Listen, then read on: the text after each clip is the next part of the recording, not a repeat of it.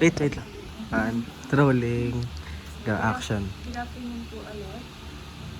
Yung next question po is, bakit po pinangalan ng Our Lady of Candelaria ang simbahan? Okay. Ang pangalang Candelaria ay tumutukoy sa titulo ng Candelaria bilang bahagi ng purification o yung purification of Mary. Ang purification of Mary ay isa sa mga pistahan na nakadikit sa presentation of Maria. Ito yung isang libro sa buhay ni Jesus kung saan dinala ng mag-asawang Jose at Maria at kanilang anak upang ialay sa templo. So yun ay Hebrew tradition. At yung anak ay iaalay mo sa Diyos. Particular lang yung anak na lalaki. So makikita natin yun sa buhay nila Abraham, na ialay ng kanyang anak, di ba? Yung ganang po. So it's a church tradition. A Hebrew tradition yan. So nung dinala nila si Jesus, kasabay rin yun ay ang paglilinis ng babae mula sa kanyang panganganak, sa kanyang pagbubuntis. Kaya purification as meron na purification of a previously pregnant woman. So pumupunta siya sa templo upang maglinis ng kanyang sarili gamit ang apoy. So fire yung ginagamit sa purification ng isang babae para luminis uli siya pagkatapos niya manganak. So fire, small element of fire, pakita sa kandila. Pero yung kandila ni Mary na hawak-hawak, beyond the story, beyond the scriptures of the purification and the presentation, is actually telling that the fire, the light, ang hawak-hawak niya ay si Jesus Christ na nasa scripture din. So dalawang simbolo yun ng liwanag, yung kandila. One is for purification, and the other one is a symbol for Jesus as light of the world. Kaya Our Lady of Candelaria at nakalagay yun sa, sa Roman calendar na February 2, lagi siya sinasabi. So significant of this feast dito sa sila, ang kauna-unahang binyagan sa mga katutubo noon para maging Katoliko ay noong February 2, 1600. Yung naging binyagan ang mga katutubo para sila. Yung next po is, nagkaroon po ba ng malaking pagsasakas na maling pagtatalo ang mga pagsulong na hinaharap ng simbahan? Oo, kasi marami ring trahedyang naganap. Isa na dyan yung mga earthquakes. Isa sa mga recorded earthquakes na nasira ang simbahan ay noong taong 1880. Yun yung tinaguri ang Great Luzon Earthquake. Maraming simbahan sa Maynila at yung sa Luzon. Base sa nakasulat sa archive, ang simbahan ng Silang ay nasira ang liturang bahagi nito, nasira rin ang tanah. Kaya mga ilang bahagi rin sa loob ng simbahan. Hindi nabanggit kung nasira ang mga retablo. Pero ang retablo naman kasi kung ito ay ang gatong bahan, madali rin siyang ibalik kasi para siyang puzzle. Actually, yung retablo, yung makakita ka ngayon ng mga pako dahil sa repairs na. Pero originally, para lang silang puzzle. Para silang Lego na may mga pinagsusupsukan, may pinag-intersect. So, pag gumagalaw ang lupa, earthquake, so hindi ganun ka-rigid. So, nagagalawan rin lang sila. So, hindi siya para kung rigid kasi yun yung tendency pwedeng bumaog, bumagsak. Kasi nga mga nakadikit. So, over time, maraming ginawang paglilinis, pagpipinta. So, yung itsura niya ngayon, hindi yung itsura niya 40 years ago.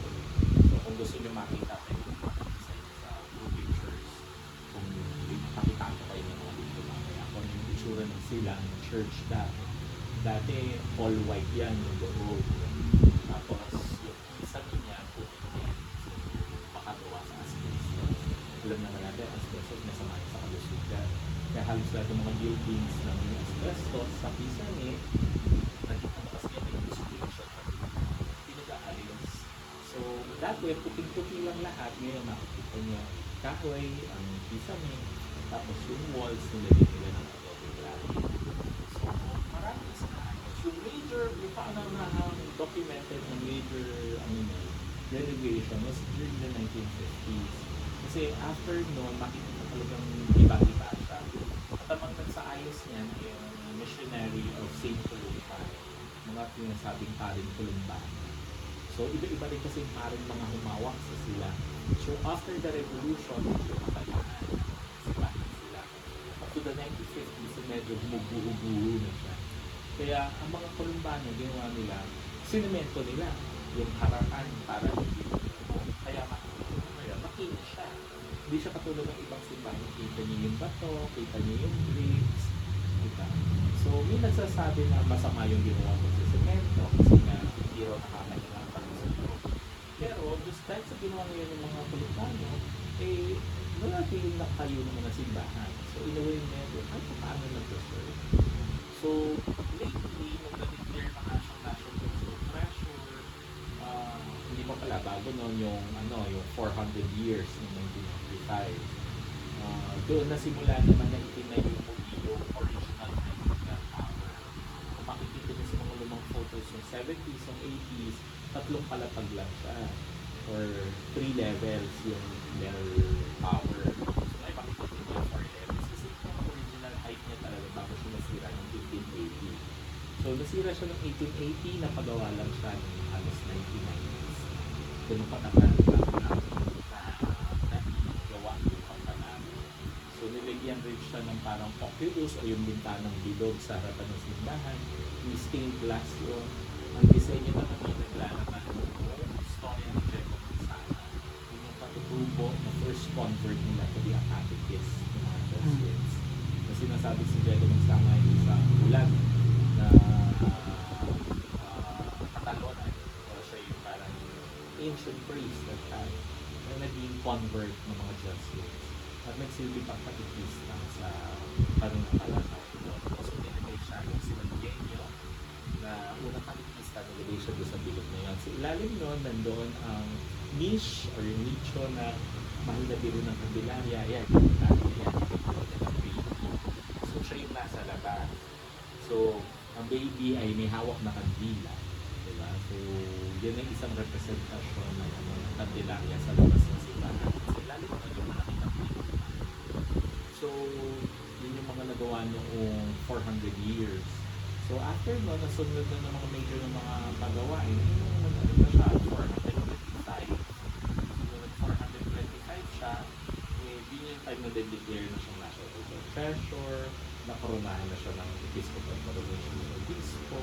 So, 425 naging nag-Jubilee sa left side. Makikita nyo parang may brass door sa left side ng simbahan.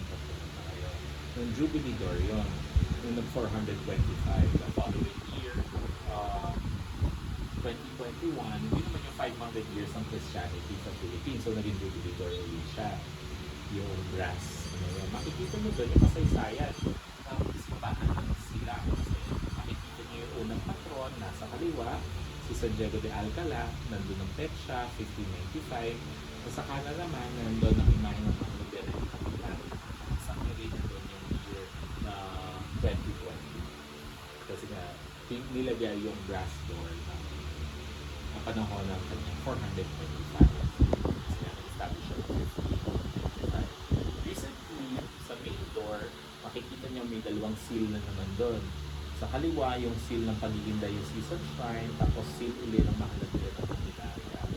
So, this year, nag-celebrate yung simbahan ng kanyang 5th year bilang Diocesan Shrine. So, andun yung bagong logo ng simbahan ng Diocesan Shrine. So, baka nasita, ano yung Diocesan Shrine? Ano yung parokya? So, may mga levels kasi ang structure, ang church structure. Ang pinakasimple sa church structure ay yung tinatawag na chapel. So, ang mga chapel, makikita nyo sa mga barangay, sa mga villages, sa schools, diba? So, sa mga hospital, may mga chapel. So, ibig sabihin, it's a sacred space where a priest can conduct mass.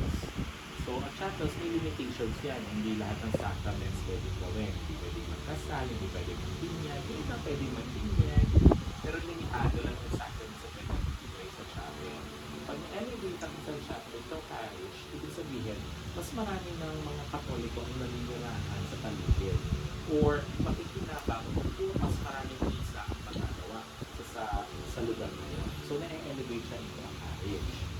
So, ang next sa parish, next step would be a diocesan shrine. Pag sinabi ng diocesan shrine, ito yung nakakari siya ng obispo ng isang lugar na may mataas na debosyon sa Diyos, o kaya sa Mahal na Birhen Maria, o kaya sa mga santo. Ito ay dinarayo. So, may mga pilgrims na pumupunta na sa isang church. So, pag naging pilgrim church siya, dinarayo siya hindi lamang ng mga nakatira, kundi pati yung mga katabi niyang mga nasa ibang probinsya, pinupuntahan siya, nagiging diocesan shrine siya. Pag ang isang simbahan ay dinarayo na ng buong bansa, kinikilala ng buong bansa bilang isang mahalagang simbahan, ganyan ay nagiging national shrine. Kaya kung mapapansin, iba-iba yung tawag sa mga simbahan. May chapel, may parish, may diocesan shrine, national shrine. Tapos higit pa doon, pag sinabing cathedral, ibig sabihin siya yung sentro. Andun yung obispo. So isa na siyang parang territory oversee ng isang obispo. So sila ay nasa ilalim ng Diocese of Imus. Ang cathedral ng Cavite ay nasa Imus. Kaya ang tawag Diocese of Imus. So merong tayong cathedral or tapos ang higit pa doon, yung pinakamataas na recognition sa isang simbahan would be the Basilica Minore or Minor Basilica. Kung sinabi ko si Basilica, ito ay tinatawag simbahan ng Santo Papa. Nire-recognize siya ng Santo Papa as valuable church sa Roman Catholic denomination.